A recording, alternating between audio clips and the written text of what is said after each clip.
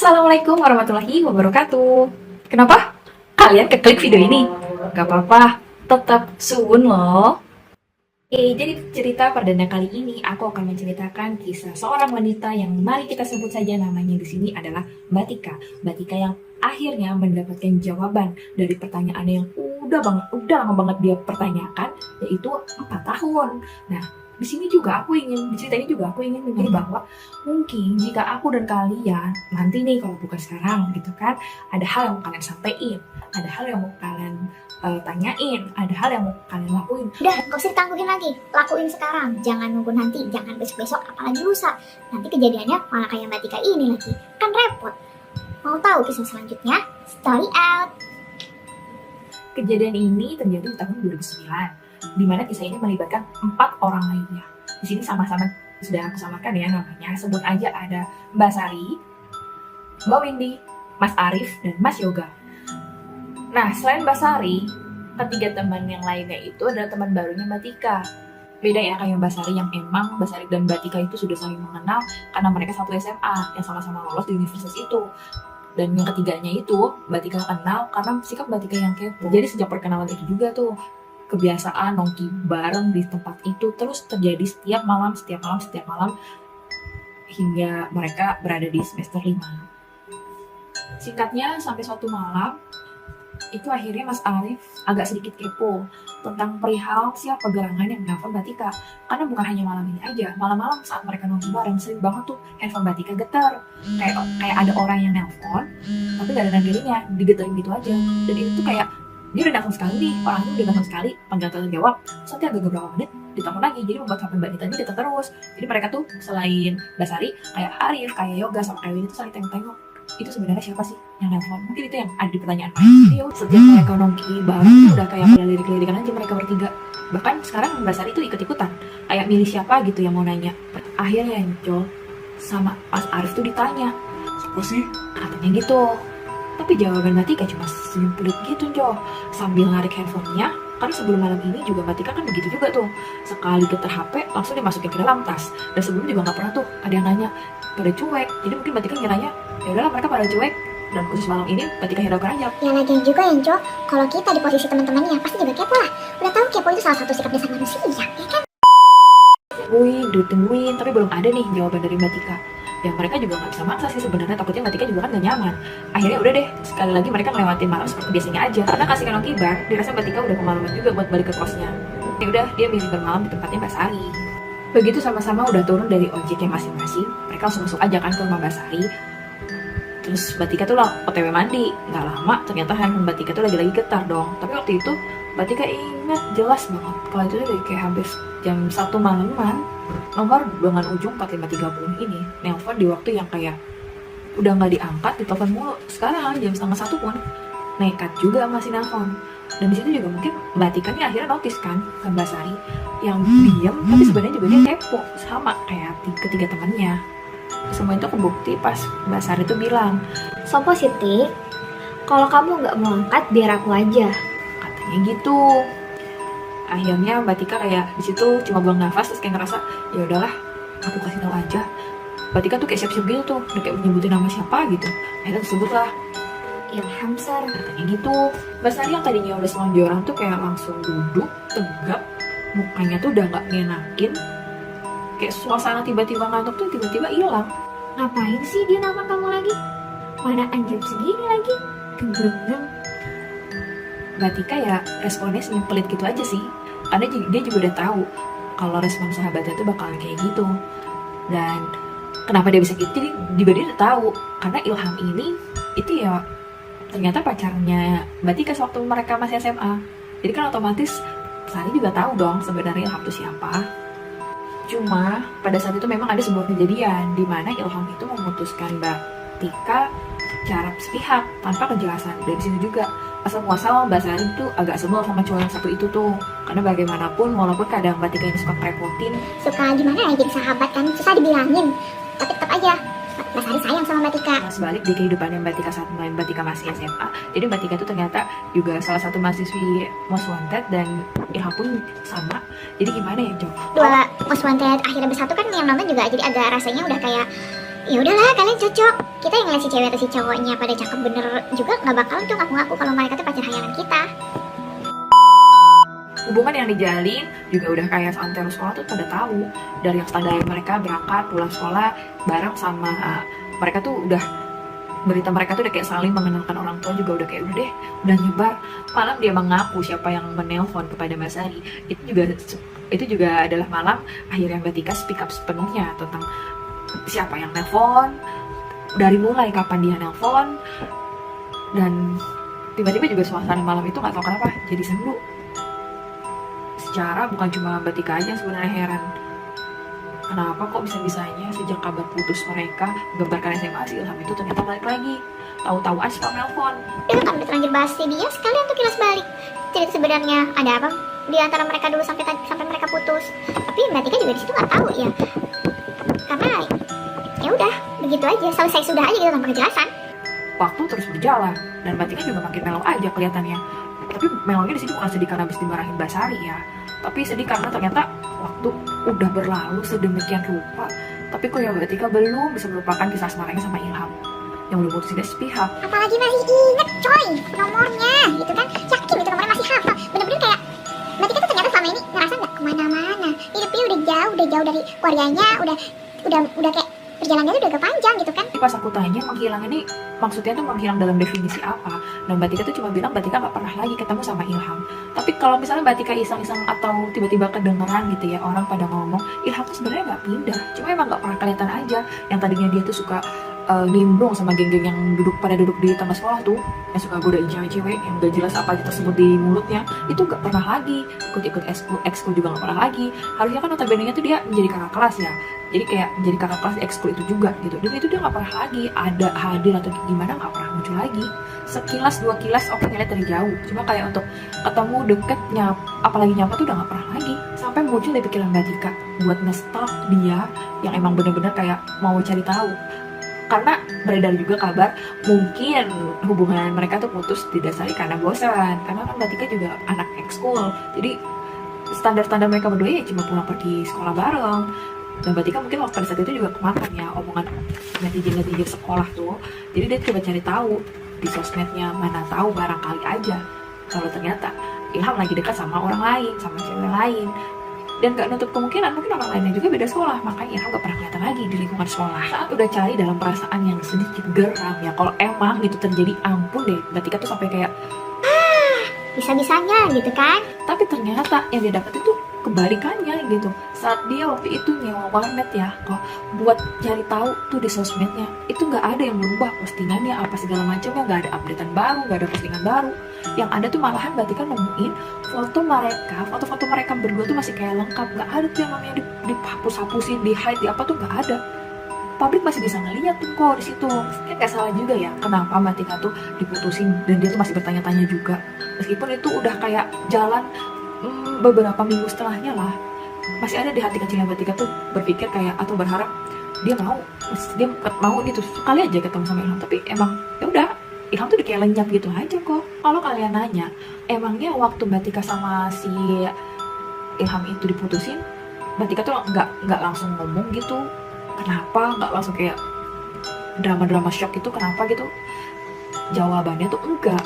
Justru di situ Mbak Tika ketika diputusin, Kakinya lemas geng, speechless gitu, nggak tahu mau ngomong apa. Karena dari Mbak Tikanya nggak ada review, mungkin Ilhamnya juga ngerasa kayak kita putus ya, dan dia diam. Oh mungkin iya, karena kan kebanyakan katanya kalau diem itu tandanya iya. Walaupun nggak tahu tuh dari mana semua saling kayak gitu, ya kan? Ya pokoknya beda banget lah, kayak pacaran anak-anak zaman now. Putus sedikit kalau sakit hati, tiba-tiba muncul di berita kriminal. Atau sedih-sedih, terus milih siap ketemu dunia baru, dunia lain. alhasil ya udah, mereka berpisah, benar-benar berpisah itu pas kelulusan SMA. Benar-benar udah nggak ada kabar sama sekali sejak saat itu sampai semingguan belakangan ini. Mbak Tika yang kayak sibuk dengan tugas-tugasnya. Pada malam pertama nih dia ditelepon sama nomor yang 4530 itu. Hidupnya ya aman-aman aja, tenang-tenang aja. Walaupun dia sampai sekarang ya, walaupun dia sampai detik itu belum punya kekasih hati yang baru, karena emang fokus tuh dia mau belajar gitu kan. Itu malah dibuat tercengang, nomor ini ada lagi, datang lagi menghiasi handphonenya lagi. Ya kan siapa yang nggak terkejut ya. Tapi mengingat kembali Mbak Tika dibilangin sama Mbak Sari kan, ya Udahlah, daripada kamu terus keganggu, aku pun juga nggak boleh kan ngomong sama dia. Kamu hadapin aja lah, nanti dikiranya kamu nggak menghindar atau kayak gimana. Atau kamu pura-pura aja nggak tahu siapa yang nelpon. dan Mbak Tika juga ngerasa, oh ide bagus juga sih sebenarnya kalau kayak gitu. Lagian juga nggak bisa dipungkiri, Mbak Tika juga sebenarnya kepo. Ada apa gitu kan, dia nelfon lagi, dia ngubungin lagi setelah ke away. Malam-malam berlanjut, kegiatan Nong Kibar juga udah nggak ada kabar lagi nih. Mungkin pada sibuk juga kali ya. Sampai akhirnya Mbak Tika ini malah fokus terus matanya ke handphone. Yang biasanya Mbak Tika tuh nulis-nulis cerpen atau ngerjain atau ngebantuin adik-adik kelasnya ngerjain tugas, ini nggak ada. Dia malah kayak sibuk fokus sama handphone, berharap di hati kecilnya kalau 4530 itu bakal nelfon lagi. Karena dia bakalan yakin banget kalau dia akan berani dan siap untuk mengangkat telepon itu. Meskipun ya mungkin nanti akan ada drama sedikit. Drama di mana dia mengikuti idenya Mbak Sari yang ingin. Akhirnya Mbak Tika tuh bergetar lagi tuh handphonenya. Tapi sekarang sengaja bergetar dan dibunyiin tuh nantinya. Karena dia mau bener-bener prepare nih. Kalau dia nelfon atau apa nih, dia pasti mau langsung ngangkat kayak gitu kan. Dan pada saat itu Mbak Tika ngeliat di jam dindingnya. Kalau emang pada saat itu udah jam 1 lewat. Dia orang kerjaannya apa ya, atau kuliah atau kayak gimana, atau insomnia juga dia ya. Kayaknya dia setiap nelfon tuh jam-jam segini terus. Ya udah, tanpa bagi bu sama Mbak Tika diangkat. Mbak Tika tuh kayak pertama sok cool gitu ya. Iya, halo? Halo, ini siapa ya? Mohon maaf nih, dari kemarin nomor ini hubungin saya terus. Ditunggu sedetik 2 detik sampai handphonenya itu bolak-balik dari telinga dia diginiin lagi, dari telinga dia diginiin lagi, itu gak ada jawaban. Tapi pas dia kayak udah mulai, apa jangan-jangan aku ditelepon tapi dia ketiduran, apa kayak gimana, akhirnya terdengar tuh suara. Tapi suaranya tuh kayak gimana ya, orang lirih gitu. Bukan lirih sih, lebih kayak, aku kangen, kapan kita ketemu. Ketika yang denger kayak gitu kan, Ini orang, aduh, Masya Allah, udah mobilnya hilang, nggak ada kabar bertahun-tahun, sekarang ada kabar kayak gini, di telepon juga kayak telepon enggak gitu, sekarang minta ketemu. segala macam gitu kan, cuma dikasih tahu alamatnya nih. Kita sebut aja ya alamatnya tuh Kota B ya. Kota B nih masih satu provinsi, masih di daerah Jawa Timur juga, cuma beda gitu. Langsung dimatiin lagi handphonenya. Dan pada malam itu juga nggak pernah tuh kayak Mbak Tika tuh dapat telepon lagi atau gimana lagi. Jadi kayak dibuat, aku menunggu apa, aku menunggu siapa. Ketika orang yang kutunggu, sesuatu yang kutunggu itu datang, dia cuma kayak lewat gitu aja. Gak tahu. Terus besoknya Mbak Tika nih kayak nggak ada jadwal kan di kampus. Dan malamnya kebetulan banget ini Maya, teman-teman dia ngajakin Nongki. Siap-siap mandi, siap-siap bawa tas laptopnya apa segala macam udah dibawa sama dia kan, dengan ojek langganan dia tuh yang udah tahu kemarin tuh tujuan Mbak Tika pasti ke situ gitu. BTW bermaksud buat dia mau ngasih tahu nih ke Mbak Sari, ngasih tahu secara langsung gitu apa yang sebenarnya udah obrolan apa yang terjadi saat akhirnya si Ilham itu nelfon dia kemarin malam. Tapi pas Mbak Tika tuh turun ngasih ongkos kan ke abang ojeknya, dia tuh mikir, kok dia kayak, mereka kok kayak ngeliatin aku ya, aku kenapa ya, padahal aku udah mandi kok.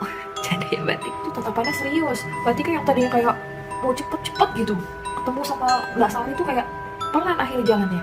Aduh, aku ada salah apa ya, atau ada utang yang belum kubayar ya pas nongkrong kemarin ya, sampai kayak gitu kepikirannya. Karena emang nggak tahu, tumben-tumbenan mereka berempat itu ngeliatin Mbak Tika tuh kayak sejalan gitu, kayak seiras.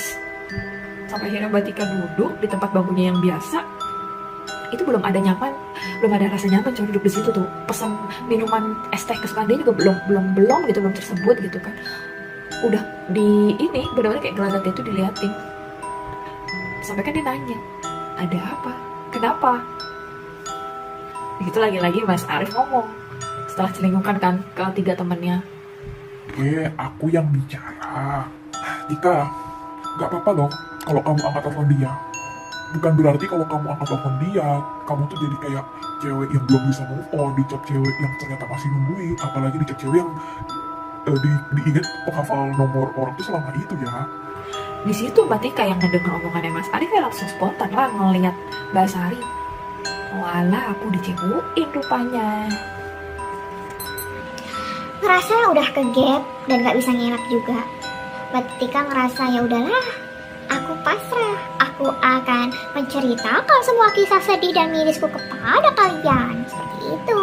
diceritain lagi begini begitu blablabla, sampai akhirnya yang semalam itu yang niatnya cuma mau Mbak Sari doang yang tahu, tapi ujung-ujungnya kalau begini ceritanya mah ya udahlah aku kasih tahu aja kalian semua. Iya dia untuk nelfon aku lagi, dia begini dia begitu dia begini begitu. Jangan sibuk aja dengerin kan, kayak sama-sama heran juga, mau heran tapi gue nggak, mau heran tapi mereka nggak kenal. Akhirnya Windy ngomong tuh tumben-tumbenan nih ya, Windy ngomong karena nih malam ini dia ngomong. Kalau menurutku kamu temuin aja, gak apa-apa. Atau enggak gini, kita temenin kamu, kita rame-rame ke sana. Kebetulan aku ada mobil, cuma memang kalau jaraknya sejauh itu aku gak bisa bantu nyetirin, aku masih takut. Mbak Sari itu cuma kayak menyilangkan tangannya, terus kayak Apa? Mau alasan apa lagi kamu Tika? Ayo kita temuin, kita tunjukin diri kita yang sebenarnya itu siapa. Mbak Tika sekali lagi cuma bisa kayak awalnya tuh ngerasa speechless juga nih. Dia kira dia tuh bakal kayak dijudge gitu loh, kayak oh ala tik. Ini enggak, malah mereka tuh excited. Temuin, aku temanin, aku nyetirin, aku gini, aku gitu. Ketika mulai gimana ya, mulai kembali mellow karena ternyata teman-temannya ini justru mendukung gitu kan, dari perasaan yang sebenarnya aduh ini juga sebenarnya pengen aku lepas banget, aku tuh gak betah banget ini tolong cuma kan dia takut kan datang ke sana sendiri. Ini tanpa dia minta, mereka malah ngerencanain hal yang udah sejauh ini. Nah terus di situ Mas Yoga ngomong juga nih, Udah Tik, kita selesaiin apa yang belum selesai di hidup kamu. Kalau nantinya kamu ketemu sama dia kan enak, mau kayak gimana nanti ceritanya. Gak apa-apa lah, kita yang nyamperin dia, kita ada kok buat kamu. Sekalian kan kamu juga pengen tahu kan kenapa kok dia begitu sama kamu, dan kenapa juga dia balik lagi ngubungin kamu. Aku juga jadi ikut kepo sih sebenarnya, kok ada cowok kayak gitu minta ditemenin, udah putusin terus menghilang, tiba-tiba ada kabar, tiba-tiba begini, tiba-tiba begitu, begini ujung-ujungnya minta ketemu, tapi nggak mau modal juga. Jadi ya udah. ditambah di situ Mas Yoga juga bilang kita kan temenan nih dari masa-masa maba ya, meskipun nggak seospekan bareng, dan kita juga kayaknya belum ada tuh rencana buat pergi bareng-bareng gitulah, healing bareng lah seperkumpulan ini. Ya udah, selain di situ buat ajang mempertemukan Ilham dan Mbak Tika, di situ juga menjadi acara dadakannya kayak gitu. Rumbukan demi rumbukan udah tuh didiskusikan secara benar selalu dalam tempo singkat-singkatnya, dan akhirnya terbentuklah sebuah rencana di mana mereka akan pergi ke kota B itu pada hari Jumat, di mana itu adalah 2 hari lagi dari malam itu. Dan kebetulan di situ katanya lagi-lagi Mas Arif tahu daerah itu meskipun tidak sampai di titik nama jalannya, karena Mas Arif itu memang hobi pergi-pergian sama teman-teman yang lain atau sama abang-abangnya.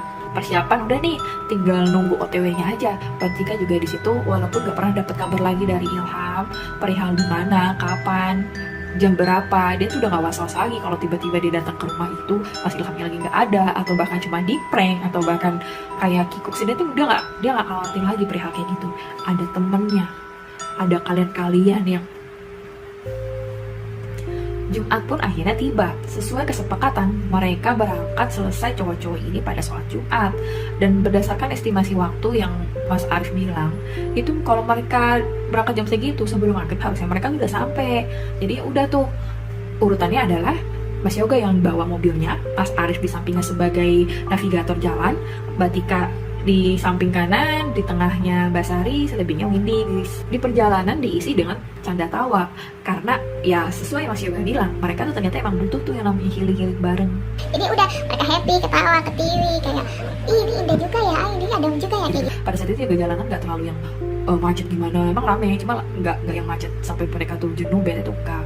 Mereka ngelanjutin perjalanan. Nah cuma di sini Mas Arif itu kayak keingat sesuatu. Katanya untuk mencapai kota B, mereka akan lebih dekat jika melewati jalur itu, bukan jalur yang pada umumnya ya, bukan jalur utama yang biasanya suka ada pelang-pelang gitu terus ada petunjuk jalan kalau mau ke sana belok sana 500 meter lagi belok kanan nyampe sana. Itu enggak. Mas Arif ini ngikutin kayak aku inget kok, aku lewat sini juga nih. Kalau misalnya ini jalur lebih cepat, ini yang biasanya ibu bapakku tuh lalu gitu ya di sini.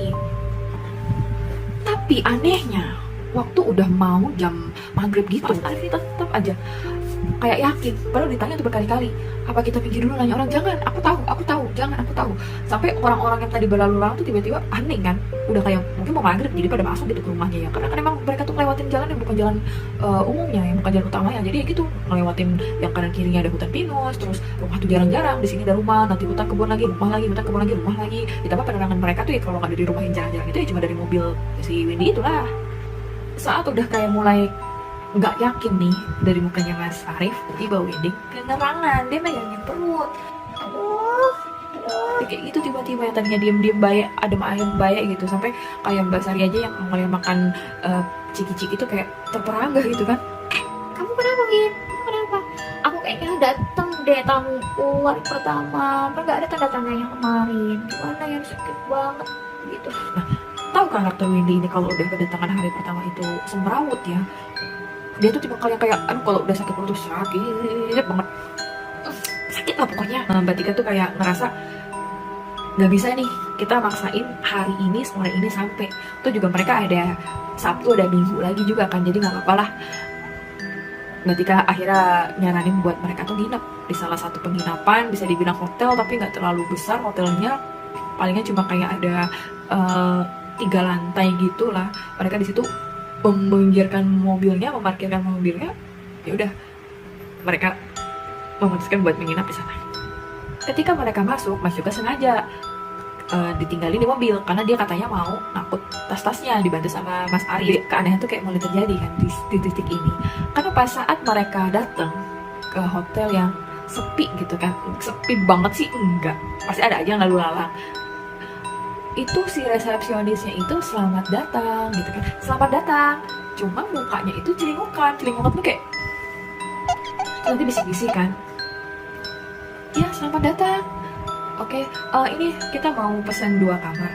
Nah pas Mbak Tika ngomong kayak gitu 2 kamar, dia tuh kayak terheran-heran lagi sambil bisik-bisik lagi kayak 2 kamar, Mbak yakin? Ada 2 kamar. Aku mau 2 kamar aja, tapi kalau bisa deket-deketan. oke, saya dicariin tuh langsung kayak sosok ngapain ngetik-ngetik kayak gitu lah ya kan di komputer, tau lah. Begitu ngasih uang beserta kartu identitasnya Mbak Tika sebagai pegangan si hotel itu, mereka udah tuh jalan ke sana, jalan ke tempat, ke kamar yang udah dikasih tahu nih kuncinya. Ternyata ya memang mereka tuh ditempatin yang nggak begitu jauh, tapi nggak samping-sampingan atau nggak hadap-hadapan juga, tapi intinya mereka masih satu tingkat, di satu tingkat yang sama tapi agak jauh lah kayak gitu. Dan ketika Mbak Tika sama yang lain masuk, ditambah Mbak Sari kan di situ pada saat itu juga ngebopong tasnya tapi ngebapah Windy juga kan, jadi udah mereka masuk di situ tuh mereka sama-sama terkejut karena ternyata kamar yang dipesan sama Mbak Tika itu Besar, gede, luas. bener-bener kayak wah ini kayak orang ini loh, kayak kita kalau misalnya mungkin pernah ngadirin acara nikahan di hotel gitu kan, pasti keluarga itu kan ngumpul di suatu kamar. Nah, itulah kamar buat keluarga pengantin kayak gitulah, besar banget deh pokoknya. Mereka tuh nggak expect gitu ya kalau misalnya loh aku tuh kami cuma 3 orang kok besar banget gini ya. Sampai akhirnya dari kamar si cowok-cowok juga nelfon tuh, Mas Yoga nelfon, Kamu pesan ini nggak salah nih, Tik. Uangmu aman. digituin kan karena khawatir kamar sebesar ini juga biayanya mahal. Dan Mbak Tika tuh bilang Enggak loh, aku ngasih sesuai budget kita. Terus yang emang bener-bener tuh ya sebenarnya yang biasa aja. mungkin kan di seberang sana tuh di kamar cowok gitu ya, maksudnya di lospek kali ya. Jadi Mas Arif tuh teriak, Mungkin kita lagi beruntung, mungkin kita lagi hoki, gak apa-apa, nikmatin aja. Besok biar kita begini begitu di kasur yang empuk daripada kita harus di mobil kayak gitu. berapa jam berlalu mereka udah dalam keadaan sekalian mandi terus juga sholat ya kan. Mbak Sari juga udah tuh mulai kayak nenangin, ngoles-ngolesin perutnya Windy yang sekarang udah agak tenangan. Di situ juga Windy ternyata memilih untuk tidur, katanya kalau dia tidur begitu bangun perutnya udah enakan. Ada orang ngetuk-ngetuk tuh pintu kamarnya, pas Mbak Tika ngeliat ternyata itu Mas Yoga di situ ngajakin cari makan, karena kan biar lebih gimana ya, mereka tuh mau makan bareng di resto atau di mana deket situ, karena kan mereka udah nggak di daerah itu lagi, udah nggak di daerah mereka lagi, jadi pengen lah nyobain kayak angkringan atau apa gitu. Tapi ngeliat dan setelah dijelaskan keadaan Mbak Windy gak bisa, akhirnya Mbak Tika sama Mas Yoga tuh berpikir udah kita beli aja di suatu tempat tapi kita bungkus, nggak apa-apa kayak gitu tuh. Setuju, akhirnya mereka perlu jalan. Nah mereka itu pergi nggak jauh ya dari hotel itu. Di situ juga udah ada beberapa makanan yang jual di situ, jadi nggak perlu ngeluarin mobil lagi. Nggak tahu ya, cuma perasaannya Mbak Tika aja atau kayak gimana, tapi setiap mereka ngelewatin resepsionis di situ tuh, resepsionisnya ngeliatin mereka terus kayak seolah-olah gimana ya, baru ngeliat apa gitu dilihatin dari dia datang. Dan dilihatinnya tuh nggak senyum, nggak pulang juga kayak gitu. Sampai Mas Yoga tuh ngerasa Mas maaf ya, kenapa ya kok ngeliatin kita? ini dia kayak nggak betah ya, kok kita kok tamu tatapannya kayak gitu banget, gak sopan nih, kenapa sih Mas? Terus di situ bahasa resepsionnya cuma bilang nggak apa-apa Mas, kayak gitu kan, kayak terbata-bata. Terus temennya datang, kamu jangan kayak gitu mas, maafin teman saya ya mas, nggak apa-apa kok mas, silahkan mas. Begitu makanan udah tiba, ya udah mereka berlima makan di tempat cewek-cewek, karena emang habis bangun tidur tuh ini juga masih belum bisa tuh kayak yang harus jalan-jalan dulu apa kayak gimana, moodnya juga masih jelek kan. Akhirnya pagi udah tiba, mereka udah siap-siap lagi tuh mau jalan, dan mereka emang sengaja nge-check out pas siang hari seperti kebanyakan check out pada umumnya, yang mereka memilih pagi karena kebetulan Batika juga ngerasa semakin aku lama ketemu sama Ilham, semakin lama juga aku healing, bener-bener healing sama teman-temanku ini, sama konco-koncoku ini. Jadi udahlah, tapi itu persetujuan dari mereka juga ya, gimana nih aku mau bilang gini, kamu mau nggak, kamu enggak gitu kan. Kalaupun enggak, misalnya kalaupun mereka masih kayak ngantuk apa segala macam, Batika juga udah memutuskan tuh semalaman. Ternyata Batika tuh udah mikir, karena jaraknya juga udah nggak begitu jauh, Batika bakalan pergi aja gitu naik angkutan lain dan ketemu lagi di sini sebelum waktu check out selesai. Waktu check out selesai cuma Mas Yoga, Mas Arif dan Neon nggak setuju kita berangkat dari rumah bareng, kita harus pulang juga bareng. Nah pas mereka berlima waktu parkiran, Batika kan ngambil dulu kan kartu identitasnya sama uang depositnya. Lagi-lagi satu saya resepsionis di situ tuh ngeliatin mereka dengan tatapan gak enak, seolah-olah tuh kayak gimana gitu. Nah Mbak Sari, ini Mbak Sari ya, Mbak Sari lagi-lagi tuh kayak, Oh, bisa. Matamu tuh otak colok. Jalan dia keras-keras. Mas, maksudnya apa ya mas? Mas ngeliatin kami terus kayak gitu. Dengar-dengar dari cerita yang saya dengar semalam juga, mas ngeliatin teman saya ini ya, teman duduk saya yang dua ini ya. Kenapa mas? Apa Kak? Cuma saya mau bilang tapi gak enak. kan yang lain tuh kayak pada mengiting dahi ya. Enak kenapa sih? Nah Mas Arif yang merasa kayak, aduh buang waktu deh, pergi duluan dia ke mobil. Yuk Ayo Kak, kita ke mobil duluan aja yuk. Oh yaudah, ayo. kenapa mas? Gak enak apa mas? Masih resepsionisnya kan sibuk ya ngeliatin Yoga sama Mas Arif tuh kayak, Yang tiganya lagi kemana Mbak? kata resepsionisnya kayak gitu. 3 lagi maksudnya? Tadi kan 2 udah pergi. Bener Mbak tuh, kalian tuh kan kesini ngeliatin orang kan? Katanya gitu. Mbak Sari yang udah kepalang emosi juga, dia tuh kayak, aduh kalau omongan kayak gini mah bisa-bisa nanti Windy juga ikut ngamuk yang tadinya pendiam karena dia lagi dapet kan. Jadi udahlah. Mas ngomongnya apa? Nggak ada loh mas. Udahlah, Tika, aku papa. Oh di duluan ya. Kamu urusin aja tuh resepsionis yang gebrek gitu tuh. Jelas memang dia. Kayak Mbak Sari tuh sambil mapah Winda masih aja kayak ngedumel sendiri. Dia masih mencerna tuh sebenarnya. Siapa sih kok berlapan? Oke kalau kayak berlima mungkin kalau kayak berenam mungkin ranselnya Mas Yoga kali ya masih bisa dihitung manusia kecil, karena Mas Yoga tuh bawa tas kayak mau naik ke gunung gitu gengs, yang tinggi gitu loh, yang kayak gini nih kayak gitu kan. Jadi tapi ini berlapan, siapa ya? Tapi udah tuh Batika tuh kayak udah, oh mungkin orang yang lalu lalang, tamu-tamu yang lain kan lalu lalang kebetulan berdiri dekat kami kali kayak gitu. Resepsionisnya cuma kayak, iya mbak, maaf ya mbak ya kalau misalnya tadi omongan saya, ya udah nggak apa-apa, belum sempat selesai ngomong tuh udah, ya udah nggak apa-apa, ya udah Batika langsung ikut ke parkiran. Nah, pas udah di parkiran kan itu sengaja mobil dibawa sama cowok-cowok, dan Batika dan Mbak Sari dan di dalamnya tuh udah di mobil juga, sengaja kan dibawa ke depan biar langsung jemput Batika biar langsung naik mobil aja. Tapi di situ Arif berulah lagi, Mas Arif tuh kayak breaking kakinya, aduh katanya gitu, kamu kenapa lagi Rif katanya juga gitu, kayak ada aja kelakuan teman-temanku nih, ya ampun. Iya aku mau pipis loh. Wah kenapa gak dari tadi ya? Gimana? Aku bukan pengatur. Aku bukan pengatur ini semua. Cepetlah kamu di sini aja. Gak usah aku nanti di SPBU takutnya jauh. Aku nggak mau ya. Kamu malam gue sini. Iya, nggak usah lagi. Udahlah, jalan aja aku ke dalam tuh. Nggak perlu juga kan ke kamar. Jadi kayak gitu ya, ikut kayak udah ngebayangin kan gimana lah kalau Arif tuh beneran ngompol atau gimana. Ujung-ujungnya, Mas, boleh numpang toilet di sini? Ada toilet di sini selain di kamar? Oh, ada Mas di sebelah sana. Asik. Oke, aku numpang sebentar ya. Oke. Numpang sebentar itu dia tuh udah tuh dalam toilet tuh udah kayak pas udah selesai cuci tangan, sekalian gibasin lagi rambutnya pakai air gitu. Masih Mas Arif ini keluar lega, jadi lebih lega.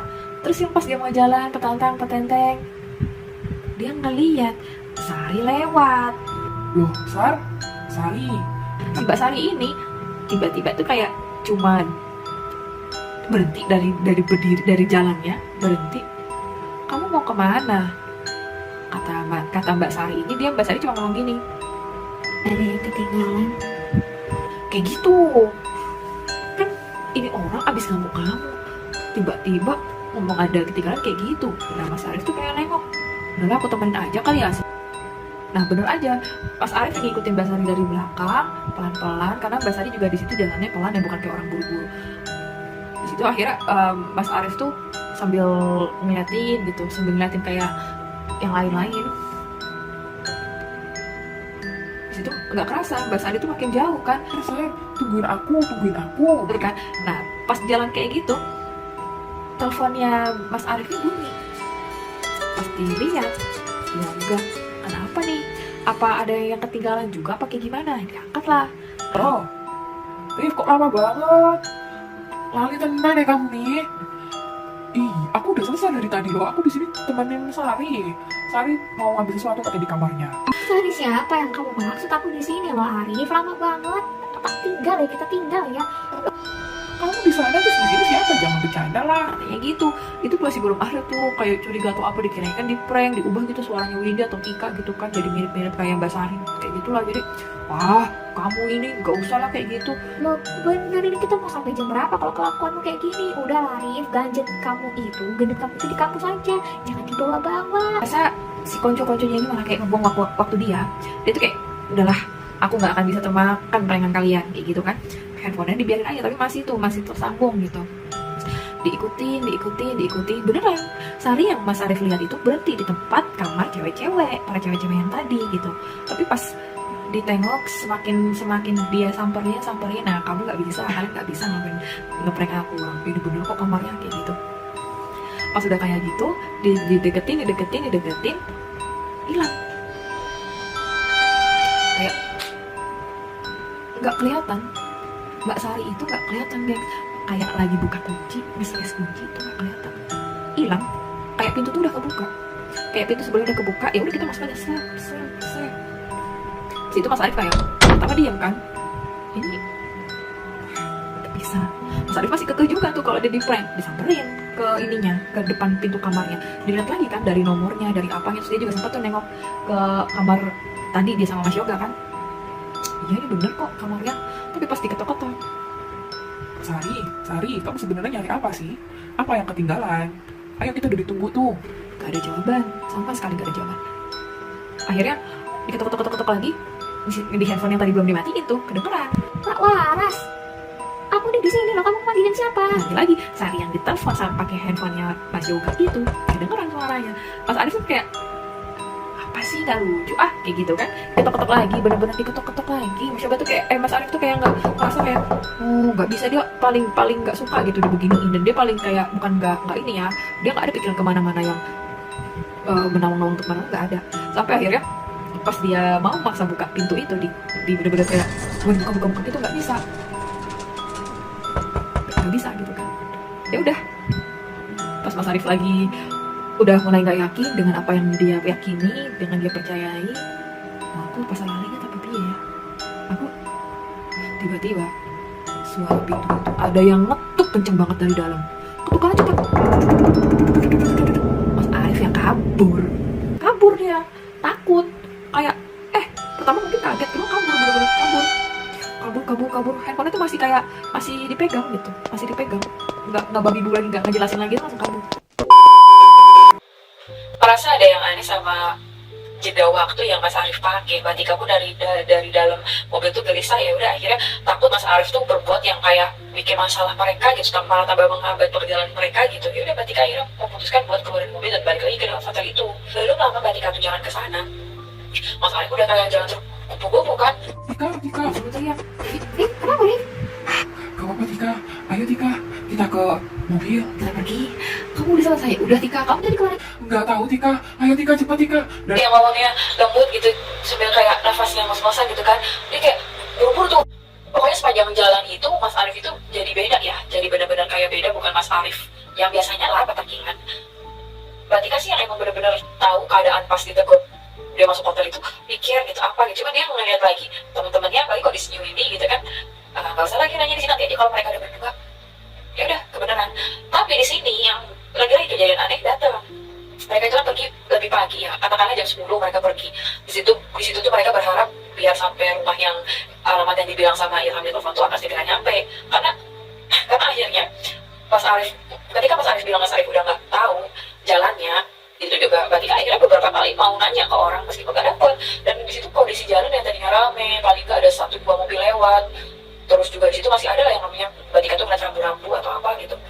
tiba-tiba sepi, bener-bener kayak jalanan kosong, kanan kiri kosong, cuma ada lagi-lagi cuma ketemu hutan pinus di kanan kirinya, terus hening, suara angin di telinga itu kayak kedengeran kalau mereka tuh buka jendela gitu, bener-bener kayak sepi. Mas Yoga juga di situ kelihatan ya kayak beberapa kali ubah posisi duduknya gitu, nyetir kayak pada gelisah gitu, nih kemana sih sebenarnya jalannya? Dan yang nggak tahu kenapa pas udah ngeliat muter-muter kayak udah lurus jalannya bener kok, nggak aneh-aneh, nggak yang tiba-tiba Ketemu pelusukan, nggak ketemu lagi jalan aspal atau enggak, masih sama gitu, masih ya berarti kak Keluar ya wis, kak keluar aja lah. Itu tuh ada ibu-ibu yang ada warung yang kebetulan di situ juga kan ada di situ. udah akhirnya berarti kak keluar dari situ dan dia nggak ditemani siapa-siapa ya kan, dia juga udahlah biar cepat daripada nanti warung ketemu lihat jajan ngopi mah ngopi, nggak jadi lagi, nggak jadi lagi. Udah akhirnya kayak permisi ya, assalamualaikum ibu gitu kan, ibu bapak ibu, itu kan ada nyaut, warnanya tuh kayak bubuk kayu gitu ya, cuma ada beberapa kampus itu kalau dilihat dari nantengan-nantengannya ya itu udah menjual kopi juga gitu, jadi kayak orang-orang pada umumnya di pinggir jalan gitu lah yang bukan buka sampai malam sampai pagi gitu. Pas ketika udah hopeless ya kan kiri kan, ini ditinggal atau gimana ya? Tapi aneh juga kalau warung satu tok di sini terus ditinggal, nggak ada rumah di sekitarnya tuh aneh juga gitu. Karena kan sayang gimana kalau yang beli, gimana kalau bisa tiba-tiba yang beli terus kabur nyuriin gitu, walaupun nggak seberapa kan lumayan juga penghasilannya atau apanya kan, jajanannya sayang juga. berarti kan dikodein tuh, udah di beberapa kali diklaksonin kan sama Mas Yoga, kayak Mas Yoga juga sampai kayak nomorin kayak gimana nih, berarti kan cuma kayak ngedikin bahu, nggak tahu nih gimana ya, dia juga sama-sama bingung, tapi di situ kayak Dok, ada apa Dok, tiba-tiba dia ngomong kayak gitu, berarti kan langsung akan nembak ya, oh alhamdulillah ada orang, berarti kan langsung nyebut kayak gitu, iya ada apa ya Dok, tuh aku mau tanya alamat di sini di mana ya, kata Batika gitu kan. Nah, Mama melihat Batika dan melihat ke arah mobil yang ada, yang memang sudah jauh dari Batika berdiri di situ kan.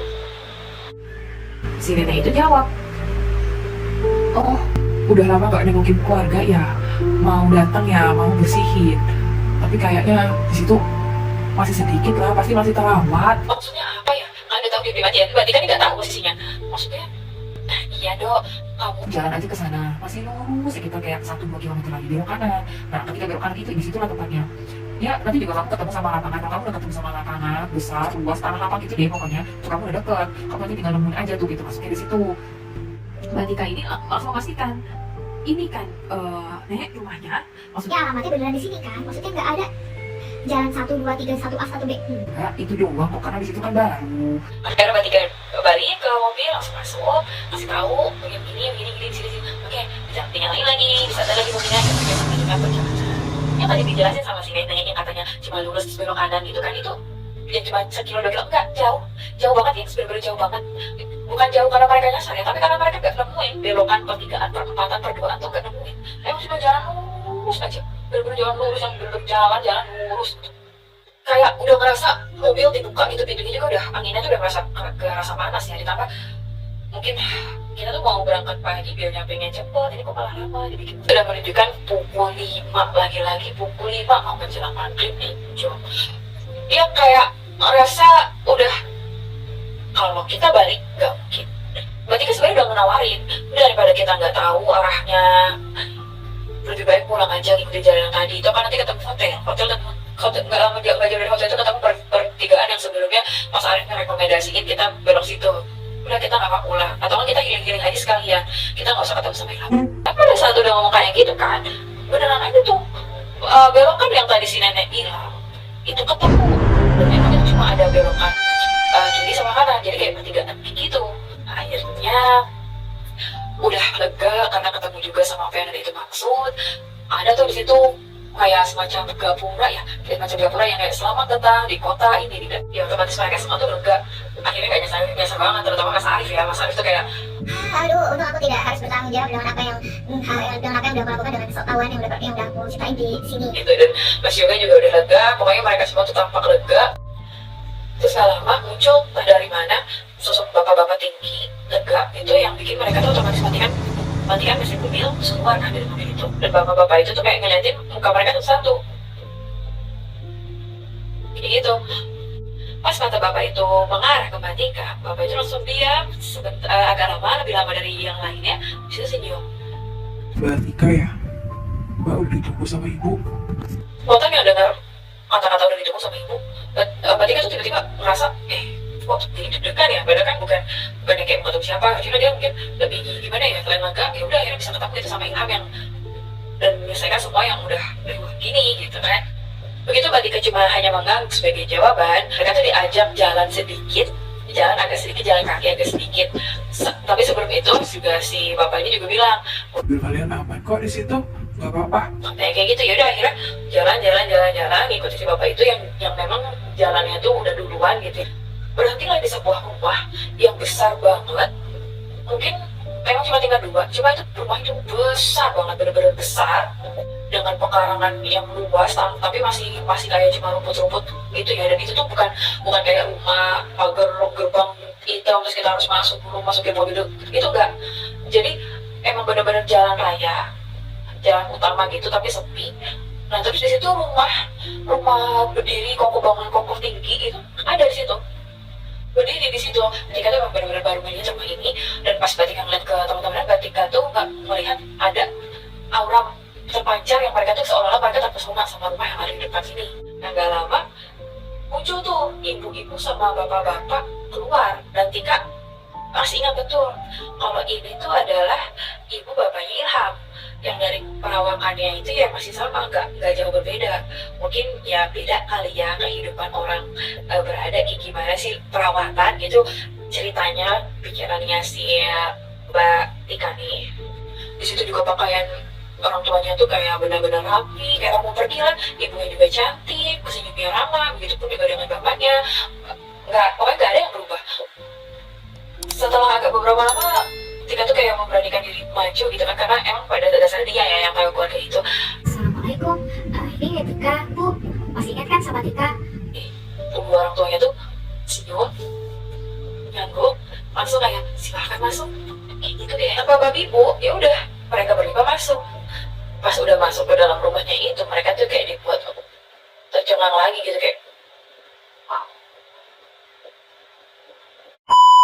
Yang namanya bersih, tataannya rapi, wangi, seolah-olah tuh ya. Gimana tuh? Ibu tuh bener-bener kayak tempatnya di situ saking kayak bersih banget, bener-bener bersih. Gimana sih kayak rumah bersih gitu loh, bersih tapi bersih banget.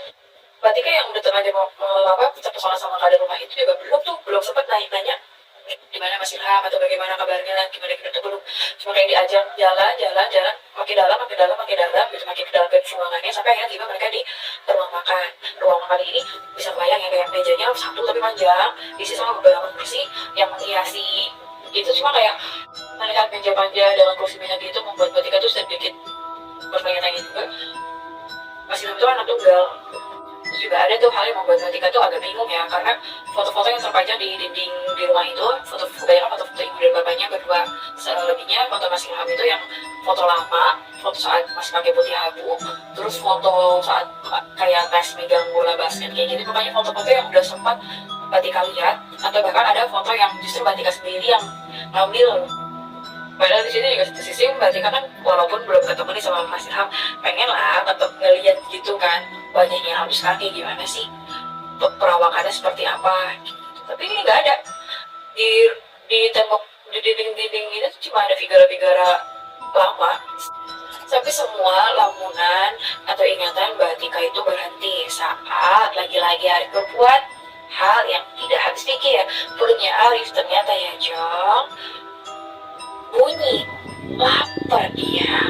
Itu keempat lainnya termasuk Mbak Tika cuma bisa kayak senyum malu canggung, terus ngelirik sedikit ke orang tuanya gitu. Tapi akhirnya orang tuanya lagi ganggu, terus nengok ke arah RT yang tak tahu udah sejak kapan berdiri di pintu penghubung antara ruang makan sama ruangan lain gitu, seolah disuruh sesuatu cuma dalam perintah ngangguk aja gitu.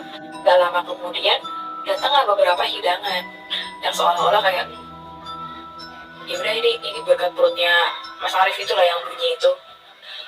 Banyak banget di situ hidangan yang mewah lah, kayak orang mau nyambut tamu penting siapa gitu ya, kayak emang keluarga ini tuh udah tahu bakal ada tamu datang banyak.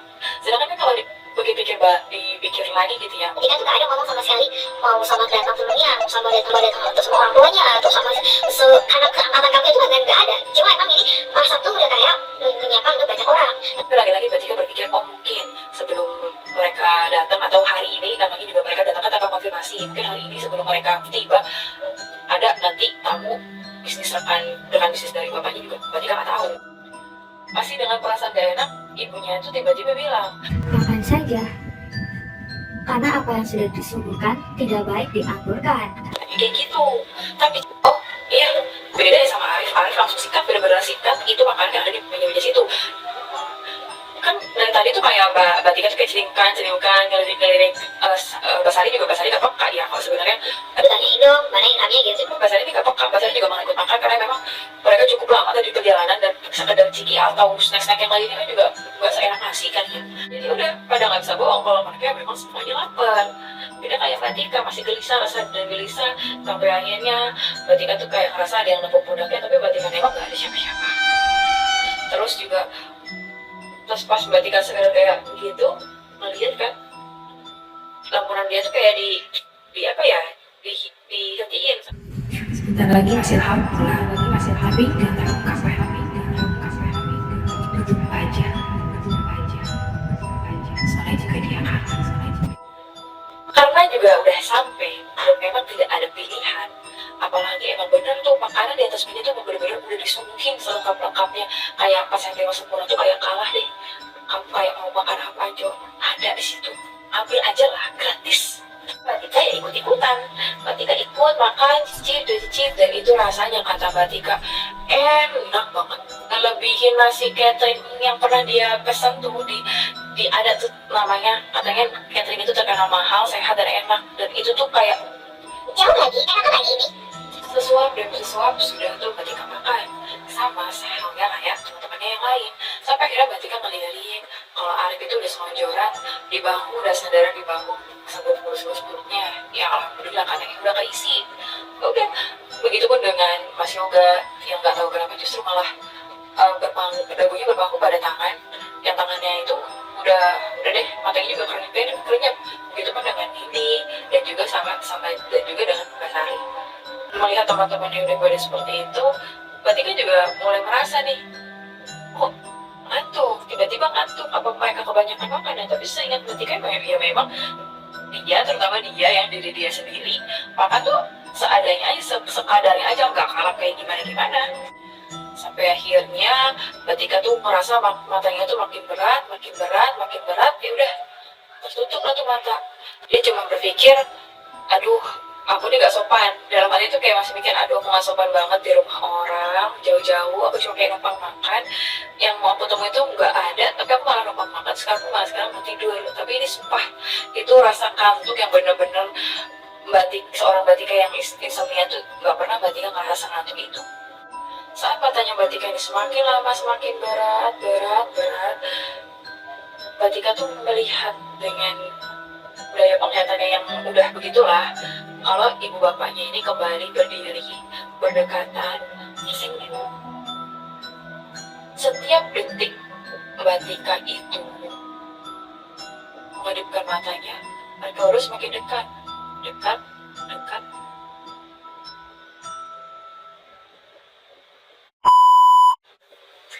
Jadi sedikit ngebayangin ya. Nah, udah kayak gitu, udah gelap semua. Mbak Tika, enaknya dia tidur. Tapi akhirnya dia ngerasa ada orang yang goyang-goyangin dengan dia, temukin dia berkali-kali. Mbak. Mbak Tika tuh mulai tuh gerak, sadar kayak gitu. Dan disitu Mbak Tika kayak orang celingak-celinguk. Posisinya udah kotor, bajunya tuh udah kotor, tangannya ininya udah pada kotor, dan itu kotor apa? Kotor tanah. Mbak Tika tuh yang masih setengah sadar celingukan ngeliatin ketika bapak-bapak yang kemudian besar mereka ya yang ngebangunin dia. Tapi yang bikin anehnya, Mbak Tika tuh saat itu sedang duduk di tanah merah. Ada beberapa seperti kayak Mas Arif atau seperti juga ini itu yang masih belum bisa dibangunin. Mereka berdua tuh tidur di tanah telentang yang nggak tahu deh ini mau pikiranku ini mau dimulai kapan, mau dimulai dari mana. Aku berpikir mau apa yang harus aku ingat itu nggak tahu. Mbak Tika tuh bener-bener blank tiba-tiba. Beda halnya yang terjadi sama Mbak Sari dan Mas Yoga. Ketika Mbak Tika melihat sekitar, mereka lagi duduk di bawah pondokan gitu, dengan tampang yang sudah meringkuk, agak gemetar. Itu mata Mbak Sari itu yang udah menangis, habis menangis. Begitu salah satu pria di sana memberinya minum. Di situ Mbak Tika mulai bertanya, Pak, sebenarnya apa yang sudah terjadi sama kami? Kenapa kami ada di sini? Mbak Tika melihat dua dari teman bapak-bapak itu juga mengapa tubuhnya Windy sama Mas Arif. Mereka juga sama tuh membawa keduanya ke tempat di mana Mbak Sari sama Mas Yoga berada. Begitupun dengan diri dia yang ikut kayak, nanti saya ceritain, kamu ayo ikut dulu. Katanya kayak gitu, bener aja tuh Jo.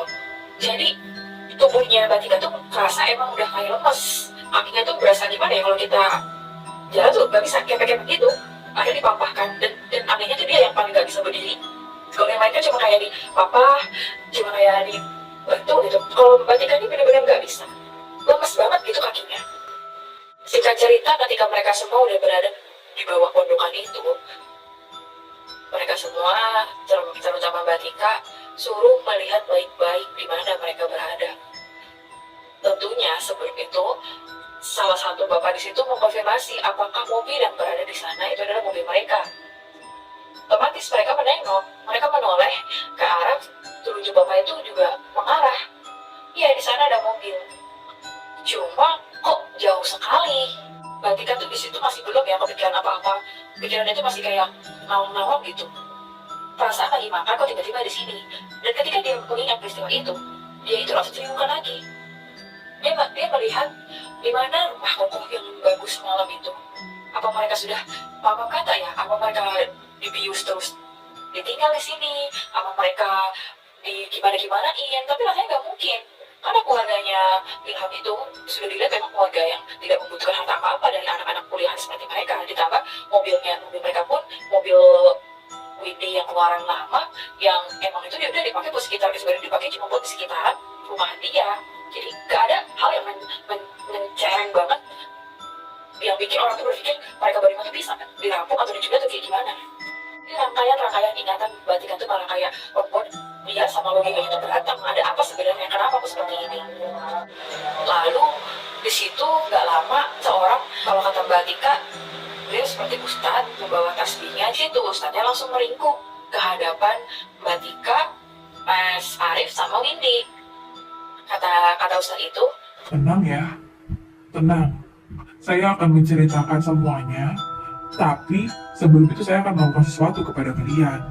ketika kata sesuatu itu terucap dari mulut seorang ustadz, Mbak Tika tuh nggak bisa yang kayak mau ngapain, ada apa, nggak bisa. Dia malah lebih ngeliatin Mbak Sari yang mukanya kembali seperti orang meringis. Terus Mbak Sari tuh juga sama tuh nengok ke dia, nengok ke Mbak Tika dengan ngomong cepat kayak udah turutin aja biar kamu tahu aku kenapa. Jadi udah satu persatu dari Mas Arif terus ke Windy. Ustadznya itu abis ngapain abis muter-muterin tasbih ya kan. Terus tasbihnya itu kayak agak dicium, tapi entah dicium apa, pokoknya dia kayak melantunkan doa di situ.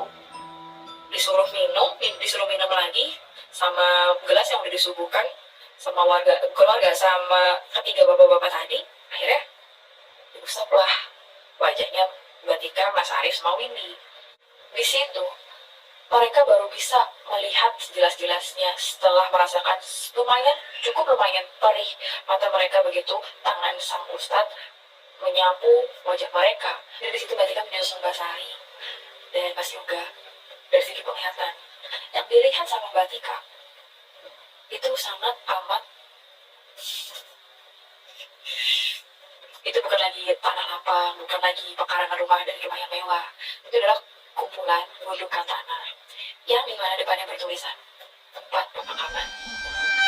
Belum cukup Mbak Tika sampai di situ, Mbak Tika merasakan syok dengan apa yang dia lihat. Karena gimana ya, Mbak Tika masih mencoba merasa, oh tiba-tiba mereka ada di sini, ada di TPU yang keadaannya tuh beda banget. Yang mereka lihat semalam kayak ada pos satpam, itu udah nggak ada. Dan di situ tuh Mbak Tika malah kayak merasa dia tetap merasa dibuang atau merasa dibius terus ditaruh di sini, masih tetap merasa kayak gitu. Tapi akhirnya salah satu bapak-bapak itu bercerita setelah cukup yakin ya, ceritakan atau enggak, akhirnya bapak-bapak itu cukup yakin bercerita bahwa keadaan mereka itu sudah seperti ini, sudah di sini sejak melihat mereka cukup ragu untuk menghentikan aksi mereka yang sedang memakan, katanya sedang memakan tanah. Karena dilihat dari kejauhan, manusia yang ada di sini semalam itu anggota 8 orang. Kalau mungkin itu remaja sini yang iseng, itu nggak mungkin. Karena warga kampung sini tuh udah tahu lah watak-watak warganya itu seperti apa. Keadaannya juga jadi chaos, nggak ngerti lagi harus kayak gimana. Mungkin juga aku kalau di sana ya, aku jadi warganya ya, aku nggak mau jadi salah satu jadi kelima orang itu. Aku jadi warganya ngeliat ini dari mana itu, ya bingung juga ya kalau ada orang di dini hari tiba-tiba duduk di bawah di tanah itu sambil katanya nyemilin tanah. Dianggapnya kayak orang mau pesugihan atau apa juga nggak jelas, nggak tahu. Makanya si Pak Ahmad ini juga agak ragu dan agak takut. Sampai akhirnya lah dia ngedatengin warga, nunggu warga pada bangun, nunggu subuh berkumandang, ada orang yang ke masjid, karena pada saat itu emang dia lagi jaga sendirian. Aku sama sekali nggak kebayang sih ya, gimana ya. Dan disitulah mulai terungkap kenapa rangkaian cerita ini bisa seperti ini, kenapa kok bisa-bisanya ada orang dari luar kota mereka terdapat malah begini, setelah mendengar nama lengkap dari anak sepasang suami istri itu baru terkuak bahwa mungkin inilah salah satu petunjuk yang udah dimainkan samping supaya Mbak Tika tuh mungkin sekadar memaafkan atau gimana jika memang hati belum berkenan dengan apa yang Ilham pernah sampaikan, Ilham pernah lakuin atau gimana. Kalau kalian mungkin bertanya kok bisa begini, kok bisa begitu, Mbak Tika juga nggak tahu. Yang jelas ketika Mbak Tika membeberkan siapa nama keluarga itu, mereka semua saling menatap, mengangguk, kemudian berujung dengan mengantarkan Mbak Tika ketiga gundukan tanah di sana yang katanya sudah menjadi penghuni sana. Penghuni gundukan itu kurang lebih dari 3,5 tahun yang lalu. Ya, Ilham dan keluarganya sudah meninggal. Dan di tanah itulah mereka dikebumikan. Untuk meninggal yang kenapa? Karena apa? Warga di sana jujur tidak ada yang tahu, karena mereka hanya tahu bahwa keluarganya Ilham adalah keluarga yang cukup terpandang di sini, memiliki rumah, memiliki aset di sini, namun untuk sesekali main ke tempat ini atau berkunjung ke tempat ini itu jarang. Beliau cuma dikenal memiliki ini, memiliki itu, tapi jarang pulang, apa segala macam, jarang ketemu. Sekalinya ketemu terakhir kali, tepatnya 3,5 tahun yang lalu, mereka pulang hanya berdua dengan Ilham karena sudah meninggal sebelum itu karena sakit. Banyak yang bilang juga setelah Mbak Tika mengalami hal itu, banyak kabar beredar. Karena kan itu sempat menghebohkan juga ya. Menghebohkan juga kampung di sana. Kok bisa-bisanya begini, kok bisa-bisanya begitu.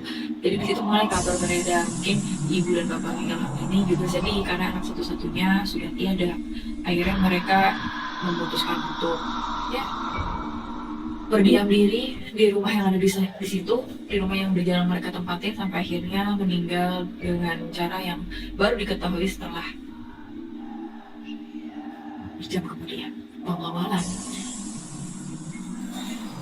Oke, jadi itu kisah dari narasumber kita kali ini, Mbak Tika, yang awal mulanya mendapatkan soal telepon di jam yang cukup malam, nggak lazim bagi orang telepon jam segitu, kemudian sharing ke temannya, akhirnya oke lah ya kita berangkat, segala lupa, dan berujung seperti ini. Untuk kalian yang nanya berjudul healing pertama dan terakhir, itu benar adanya. Karena setelah kejadian itu, Mbak Tika dan keempat temannya, kita masuk Basari ya, yang notabene dari SMA mereka udah kenal, itu nggak pernah lagi kumpul. Kalau saling menyapa mungkin oke, tapi kalau untuk ngobrol intens itu enggak, bahkan di grup WhatsApp, di chat itu enggak. Menanyakan hal yang kayak basa-basi gitu juga enggak. Emang bener-bener kalau ketemu hai udah selesai. Karena menurut kelima-limanya itu tuh bakalan, kalau mereka kumpul, ketemu, ngobrol secara intens, itu yang ada di pikiran mereka tuh keinget peristiwa yang terjadi itu pada saat itu, pada tahun itu terus. Semua itu enggak terlepas dari benak mereka berlima. Makanya itu menjadi kayak semacam penyesalan juga untuk Mbak Tika. Segini loh harga yang harus dia bayar untuk mendapatkan sebuah jawaban. Padahal jawaban itu untuk dirinya sendiri, tapi harus mengorbankan kehilangan 4 orang teman baik, teman dekat yang harusnya mungkin mau ya, mungkin kayak pada persahabatan pada umumnya, pertemanan pada umumnya, kalau bisa sih kata lama, langgeng, jannah, amin. Jadi kita doain aja, kita sama-sama doain aja. Dan sekali lagi aku ingetin banget nih sama kalian, kalau kalian punya masalah, perasaan, ungkapan, tolong banget diutarakan pada saat itu juga, pada saat kalian punya waktu. Sebenarnya kita tuh bukan apa ya, sebenarnya kita tuh bukan kayak nggak ada waktu, justru waktu yang ngejar-ngejar kita. Kita nggak ada yang tahu kapan kita selesai di sini, kita nggak ada yang tahu. Jadi please banget jangan bikin orang itu menunggu sampai akhirnya kejadian yang tidak diinginkan terjadi, atau sampai pada akhirnya something memanfaatkan sesuatu yang harusnya itu udah dia dengar tapi dia harus tunggu, memanfaatkannya jadi peristiwa hal yang aduh amit-amit kita semua lalui. Sekali lagi aku ucapkan terima kasih karena sudah ada di sini dengan cerita narasumber kita. Jangan lupa sekali lagi aku ingatkan, tolong bantu channel aku dengan cara klik tombol subscribe-nya, komen, dan juga share. Terima kasih. Assalamualaikum.